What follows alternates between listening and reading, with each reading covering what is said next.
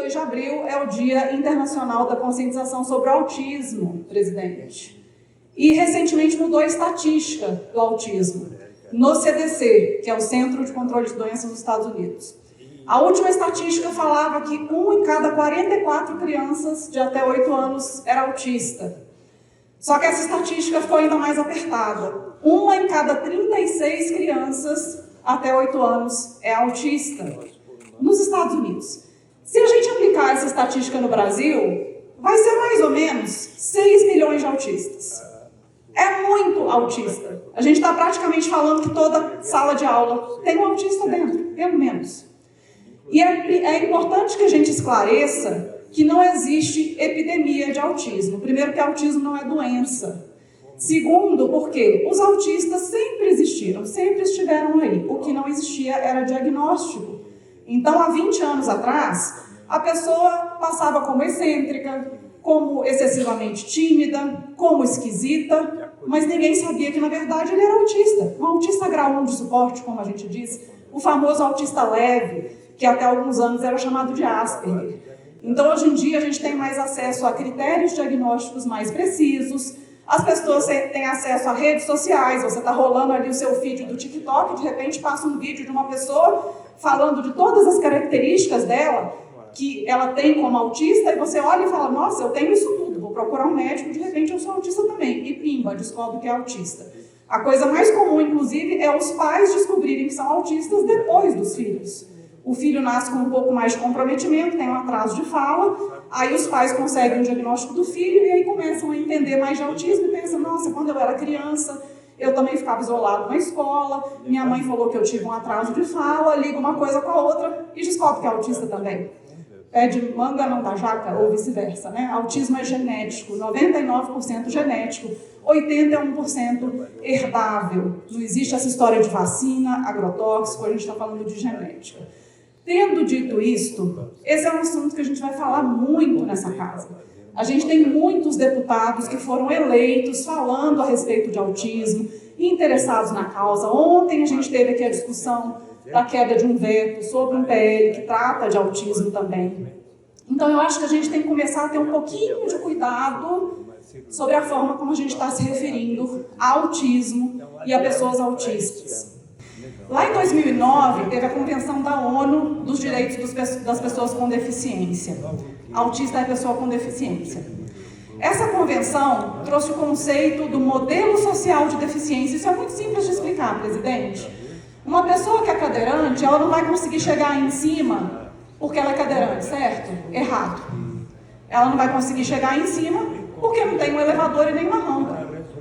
Porque se tivesse um elevador ou uma rampa, tanto faz se ela tem as duas pernas, se ela tem só uma perna, se ela não tem nenhuma perna, porque ela teria acessibilidade.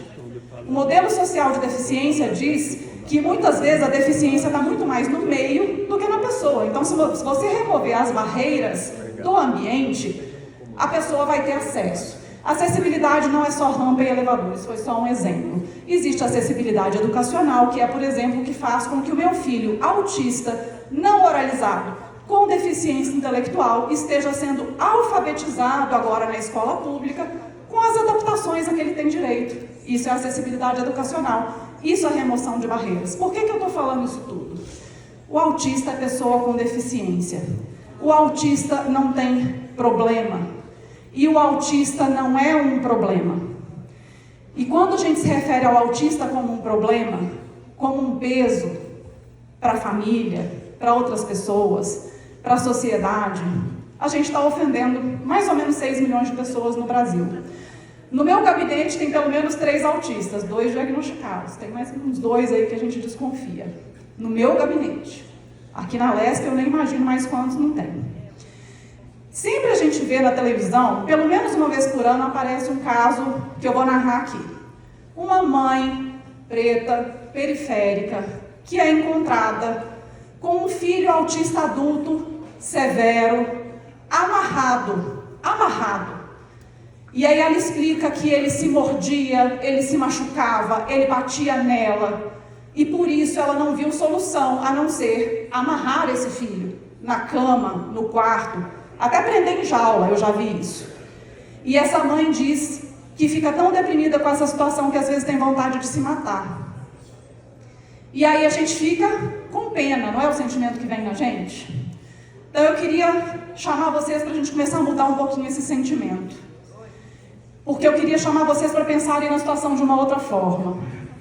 Se esse autista adulto, severo, tivesse tido diagnóstico precoce no SUS, se ele tivesse tido intervenção precoce no SUS, se ele tivesse tido inclusão escolar na escola pública, intervenção constante ao longo da vida, mesmo assim, na hora que ele saiu da escola, ele não tem autonomia suficiente para ir para o mercado de trabalho.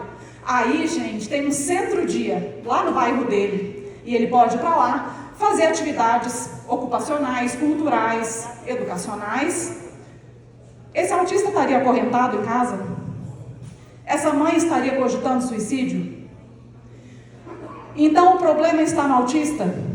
O problema está no autismo? Vamos colocar o problema onde o problema realmente está? O problema não está no autista. O problema está na ausência do Estado, que não dá intervenção precoce, não dá diagnóstico precoce, não dá inclusão escolar, não dá assistência social. O problema não está no autismo. Essa mãe está deprimida porque o marido abandonou, 80% dos casos os maridos abandonam. O Estado não dá para ela uma garantia financeira para que ela possa manter esse filho com a qualidade. Não dá para ela aparatos de saúde mental. Não dá para ela aquela certeza de que ela pode morrer no dia de amanhã, que o filho dela não vai morar na rua. A gente não tem direito de morrer, nós que somos mães de pessoas com deficiência de alta dependência. Então o problema não está no autismo e nem no autista. A gente tem que colocar o problema onde de fato ele está. E nós, como pessoas do Legislativo, nós temos obrigação de enxergar isso e de conseguir dar para essas famílias os direitos que eles têm, porque essas pessoas têm direitos. E de prestar atenção em como a gente está se referindo a isso aqui. O autista não é um peso, a pessoa com deficiência não é um peso. Se a gente tivesse políticas públicas, a vida dessas pessoas seria muito mais fácil, a vida dessas famílias seria muito mais fácil. E a gente tem como fazer isso. Então vamos olhar um pouquinho com perspectiva, lembrar um pouquinho da Convenção dos Direitos das Pessoas com Deficiência e tentar olhar um pouquinho para a forma como a gente está se referindo para essas pessoas. É um exercício que eu peço para vocês. A gente vai ter a Comissão dos Direitos das Pessoas com Deficiência permanente aqui nessa casa. A gente tem pessoas com deficiência nessa casa. E a gente olhar para o nosso próprio capacitismo, que é o preconceito contra a pessoa com deficiência, é um exercício que a gente tem que fazer diariamente. Eu não sou perfeita. Lá no início, quando eu tive o diagnóstico do meu filho, eu sofri muito e eu escrevi coisas a respeito do meu filho, das quais eu me arrependo até hoje. Eu falava do autismo como se fosse uma entidade que se apossou dele, eu não entendia que o autismo é o cérebro dele, faz parte da identidade dele, e que ele não tem que mudar, ele é perfeito, eu tenho que ajudá-lo com ferramentas para que ele se desenvolva e ganhe autonomia e seja feliz. Então, todo dia a gente desenvolve e aprende um pouquinho. E eu queria ajudar vocês, o gabinete está super aberto, quem quiser ir lá conversar, tem pessoas autistas para conversar. Tem a Vanessa, que é a nossa diretora, era diretora jurídica do meu instituto e agora cuida da parte jurídica do gabinete, que é uma mulher autista e tem trigêmeos autistas. A gente tem o Tom, que é meu chefe de comunicação, que também é autista. Estamos super abertos para quem quiser conversar, desconstruir o capacitismo e aprender um pouquinho mais sobre deficiência na visão da Convenção da ONU dos Direitos da Pessoa com Deficiência. Muito obrigada. Obrigado, deputada.